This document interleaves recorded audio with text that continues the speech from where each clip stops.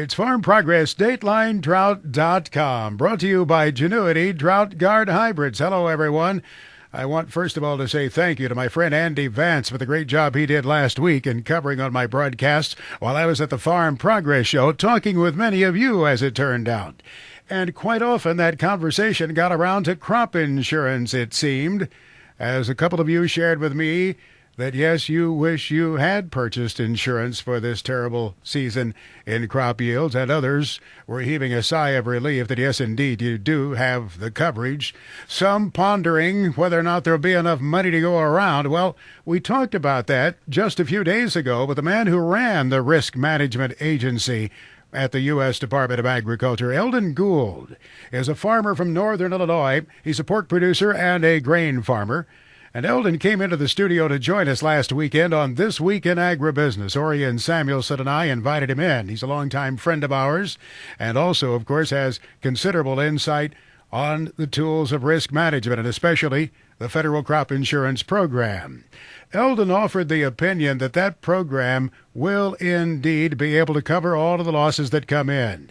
He pointed out that those 16 insurance companies that do all of the legwork, as he put it, in selling crop insurance in a partnership with the federal government are required to meet a financial sensitivity test every year to prove that they are well positioned, to prove that they have the financial wherewithal, the cash to make the payouts that would be necessary under the crop insurance program. So he said he's not concerned about that.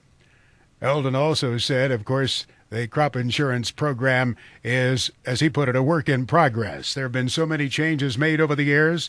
The efforts to change it continue. The efforts to make it better. There are, as he put it, instruments out there for the people in the livestock sector, but those folks have been slow to embrace whatever tools are there, perhaps willing to accept more risk, he said, than other segments of agriculture, and he is himself a pork producer. But he also said there would be the efforts probably going forward to make it even better, to try to encapsulate those folks in the crop insurance coverage better in the future as well. Eldon did offer some advice in our broadcast, and maybe you're at the stage yet where you're not close to the harvest of your crop and you haven't done this, but he said, get out the policy and read it. Make sure you know what your coverage is. And furthermore, Eldon said you need to make sure you know just what kind of crop you have there in terms of volume and quantity. Let me read to you directly what he said.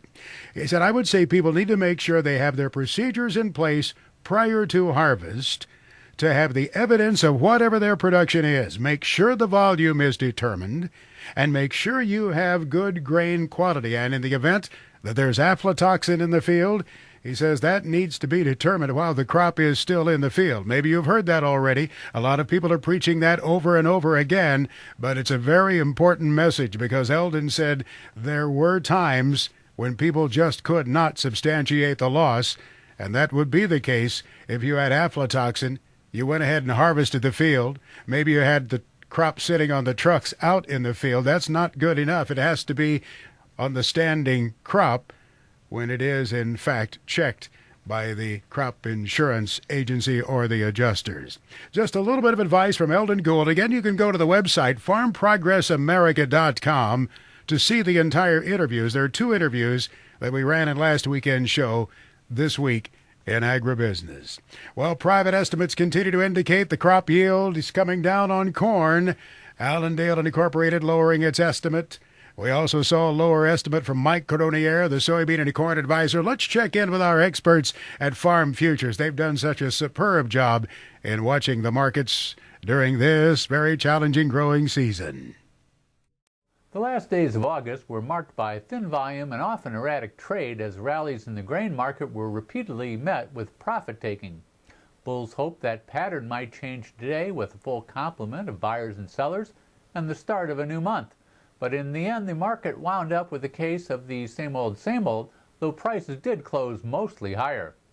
Soybeans led the charge early with September futures racing to a new all-time high, and the November contract posting a new contract high as well.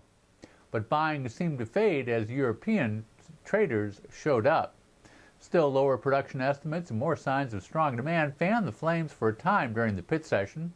Export inspections in the latest week came in at 15.1 million bushels, sending total inspections through August 30th 15.5 million bushels above USDA's forecast for the 2011 crop marketing year. That increases the likelihood the agency will lower its forecast of 2011 crop carryout in next week's monthly report. Still, an attempt to rally prices again was met with more profit-taking. Though funds were net buyers on the day, some managers are continuing to book profits, a trend noted in Friday's commitment of traders. Prices actually traded briefly lower headed into the last hour of trading, but finished with modest gains. November futures ended up 11 3/4 to 17.68 1/4. After the close, USDA reported a small improvement in the crop, going against forecasts for lower production. A surprisingly large improvement was noted in Illinois due to rains from Hurricane Isaac, though overall the crop there remains in very tough shape. Corn couldn't come close to matching the gains in soybeans, but held together better until the export inspections report, at least. The total for the week was a very disappointing 6.4 million bushels, even less than the low numbers anticipated by the trade. USDA's total through August 30th was 54 million bushels below USDA's estimate for the 2011 crop, another sign of demand rationing that's likely to show up in the September 12th USDA report. More grain could get moving as harvest progresses, however, especially with rains from the remnants of Hurricane Isaac starting to recharge the river system. USDA said 10% of the crop was harvested as of Sunday, while the percentage rated good to excellent was steady as the crop is 41% mature. December futures ended up 5 1/4 on the session to 8.05. Wheat was the weak link in the complex during August, and that pattern continued today. Futures closed mixed despite a very active export market. Egypt and Saudi Arabia both executed big tenders, and though the U.S. isn't capturing much, if any, of the business out of the Middle East, other buyers are moving out product.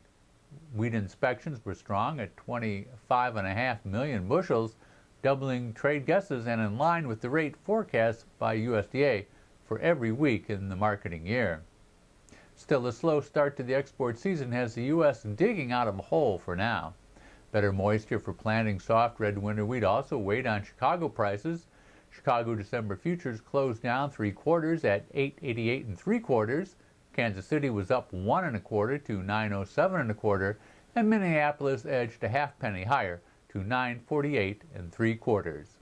Keep up with the drought situation across the country by visiting www.datelinedrought.com.